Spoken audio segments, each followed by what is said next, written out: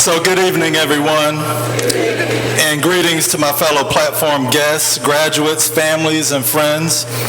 Let me begin first by thanking Mr. Blackwell for the opportunity to be with you here this evening and to offer remarks. But more importantly, to Mr. Blackwell and the entire OIC team, faculty, staff, administrators, and board, congratulations on your golden anniversary and celebrating 50 years. Let's give it up for them.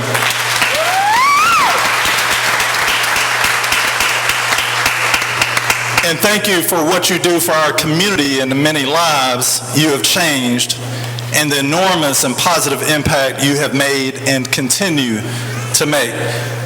As reflected in your motto and in your theme for this evening, you have been helping people help themselves. That's right. Like the proverbial saying, for 50 years, instead of merely giving people fish to eat for a day, you have been teaching people how to fish so they can eat for a lifetime.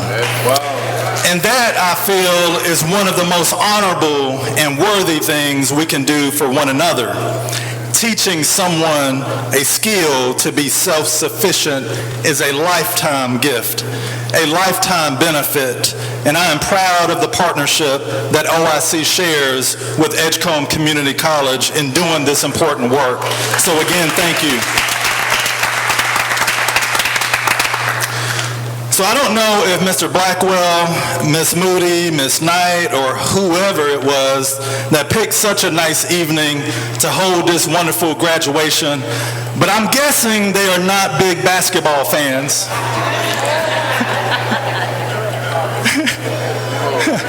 We already know what's going to happen. No, the NBA playoffs ended a week ago, and so I'm not referring to a basketball game, but if you didn't know, tonight is the NBA draft, and with all of the hype surrounding Zion Williamson, I'm sure there are some people who don't want to miss it. So if I see you get up and go during my speech, I'm watching you, okay? But anyway, I have it recording at the house, so if you want to catch it, you can just come home with us. So I will be brief, or at least briefer than I usually am. But referring to the NBA draft, I watched some of the interviews on ESPN yesterday, and it struck me what some of the young men said. Each of them, who are between 18 and 19 years old, said things like, "I've been on this journey for a long time," or "This is amazing considering all that I've been through in my life." While I am truly happy for them and wish them the best, I was amused by their comments of how long the journey has been and all that they've been through, given that they are still teenagers. But you know what I realized? I realized that no matter our age or circumstance, each of us has our own journey to take. And that while your journey may not have been as straight or short as others, or that your journey may have had some bumps and obstacles along the way, your journey, graduates and everyone here, is just as special and significant as anyone else's. What matters is that you are here. You have a testimony, and you should be proud of that. But another thing that some of the young aspiring NBA players recognize, and I think is also special and significant, is that each of our journeys is not a journey of one, but is a journey of many, a journey that involves others. It is a journey of us, a journey of the community, a journey of the village. Your journey, no doubt, was shaped, molded, and influenced by others, your family, by events, and by circumstances in your life, some good and perhaps some bad, but your journey has also had a major impact on others, and perhaps more so now, given where you are today and where you've come from. Did I say you have a testimony? God is good, and we see, let me say that again, God is good. And we see that some of his goodness is manifested through the good works we do for one another. Your journey is important in so many ways, and our celebration this evening is in recognition of that. Graduation is not merely an ending of something, nor is it simply a beginning of something else, given that we also refer to it as a commencement, as you see in the program. It is a milestone along the journey that is the result of previous milestones, but can lead to new milestones. Your graduation may inspire you to reach even higher. It may inspire someone else to fulfill their potential and realize their dreams. It may lift up an entire family's situation in life, and it may benefit an entire community. But I will go further to say it is not a maybe, it will happen, because to all of us, your journey matters. Your success matters. Your life matters. Your success is our success. But no matter how you got to this point, whether it was because someone just kept being on you to get off the couch, or being on you about going back to earn your diploma, or you deciding to finish something you started a while back, or you felt you needed to give yourself an edge to better compete in this dog-eat-dog world, or you were just plain tired of where you were and needed a change. No matter what it was, you're here, and that is what counts.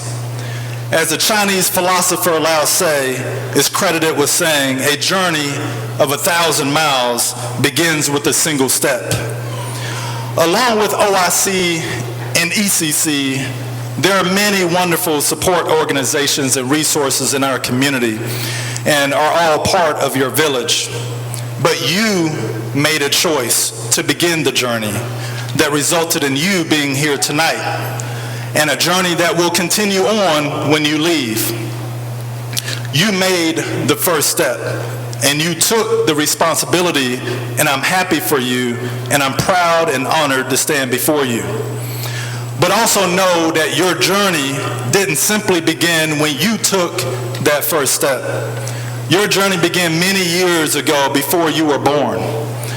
As I reflected yesterday on our nation's history and my own history as we celebrated Juneteenth, the anniversary of when word finally made it to the furthest reaches of Texas, and thus to all who were formerly enslaved here in this country, that they were finally free, I realized that the world today would be unimaginable to them in every aspect of life.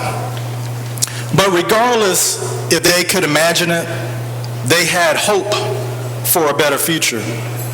They had a dream. They dreamed of freedom, equality, and justice. They dreamed of a life they could live and not just one to merely survive. I am blessed to have personally known my great-grandfather, Harrison McLeod. He was born in 1898 and was raised by his grandparents. Based on our family history, his grandfather, my great-great-great-grandfather, was named Charlie, born a slave on April 22nd, 1848, and remained a slave throughout his childhood until he was freed as a teenager at 17 years old. I cannot begin to imagine what his childhood was like. And sadly, even if basketball, to go back to the NBA draft, even if basketball had been invented then, he still would not have been able to enjoy it and use it, no matter how athletically gifted he might have been, to instantly provide for himself and his family, as a number of young men will be able to do beginning tonight at the NBA draft.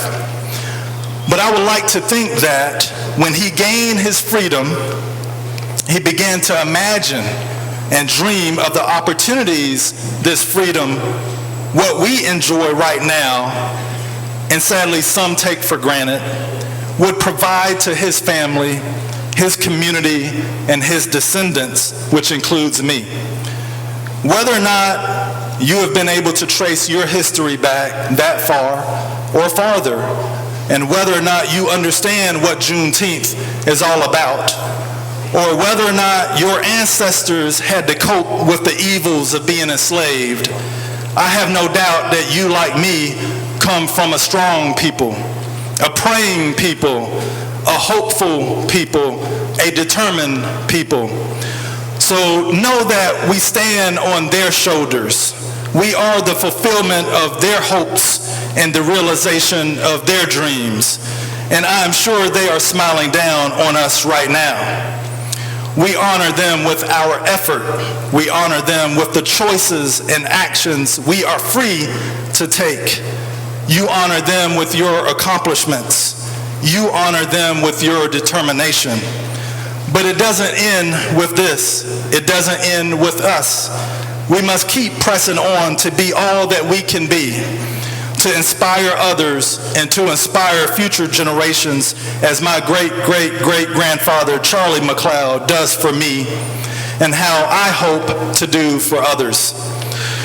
As you continue to move onward and upward, be sure to give back and support organizations like OIC, grade schools like Baskerville, Parker, and Pope, institutions like Edgecombe Community College and Nash, and other people dedicated to helping to improve their communities as well as their own lives, and pay it forward for future generations who will follow in your footsteps, for it truly takes a village.